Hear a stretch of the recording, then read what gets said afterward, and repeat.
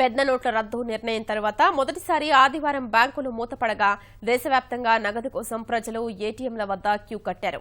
అయితే చాలా వరకు పాత నోట్లను ఇప్పటికే మార్చుకున్నందున క్యూ లైన్లలో నిలబడేవారు త్వరగానే తమకు కావలసిన నగదు తీసుకుని వెళుతుండగా చాలా ఏటీఎంలలో నగదు లేక ప్రజలు నిరాశతో వెనుదిరుగుతున్నారు. అటు ప్రస్తుత పరిస్థితుల్లో అవసరమైన నగదు లభ్యత ఉన్నందున ప్రజలు ఆందోళన చెందాల్సిన అవసరం లేదని ఎస్బీఐ అధికారులు తెలిపారు. నల్లధన నిర్మూలన లక్ష్యంతో కేంద్రం 500, 1000 రూపాయల నోట్లు రద్దు చేసిన తర్వాత మొదటిసారి ఆదివారం బ్యాంకులు మూసివేయగా దేశవ్యాప్తంగా ఏటీఎంల వద్ద రద్దీ పెరిగింది.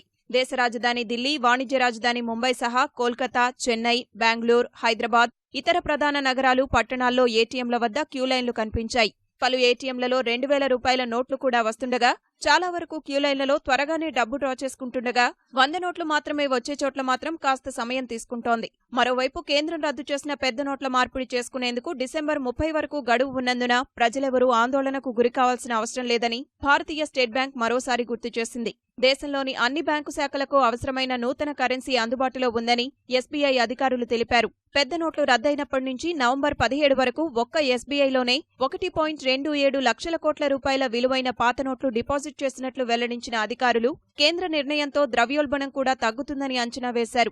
ఆ తర్వాత తదుపరి ద్రవ్యపరపతి సమీక్షలో రిజర్వ్ బ్యాంక్ వడ్డీ రేట్లను మరింత తగ్గించవచ్చని వారు వివరించారు. మరోవైపు ఆస్పత్రుల్లో ఉండి చికిత్స చేయించుకుంటున్న వారి కోసం తపాలా ఉద్యోగులు ఇవాళ ఢిల్లీలోని పలు ఆస్పత్రుల్లో పాత నోట్ల మార్పిడిని చేపట్టారు. Ram Manohar Lohia, lady Hardings, Safdarjung, Gurutej Bahadur, army research and referral ఆస్పత్రి, దీన్ దయాళ్ ఉపాధ్యాయ సహా చరక్ పాలిక ఆస్పత్రుల్లో తపాలా సిబ్బంది నోట్ల మార్పిడిని చేపట్టారు. అటు షిరిడీ సాయి సంస్థాన్ ట్రస్ట్ పాత నోట్లను విరాళాలుగా స్వీకరించడాన్ని నిలిపివేసినట్లు ప్రకటించింది. ఇప్పటివరకు వచ్చిన పాత నోట్లు మొత్తం బ్యాంకుల్లో జమ చేసినట్టు తెలిపిన ట్రస్ట్ అధికారులు ఇకపై కేంద్రం రద్దు చేసిన 500, 1000 రూపాయల నోట్లను తీసుకోబోమని ఓ ప్రకటనలో వెల్లడించారు. ఈ మేరకు సాయి భక్తులు కూడా హుండీల్లో పాత నోట్లను వేయరాదని విజ్ఞప్తి చేశారు.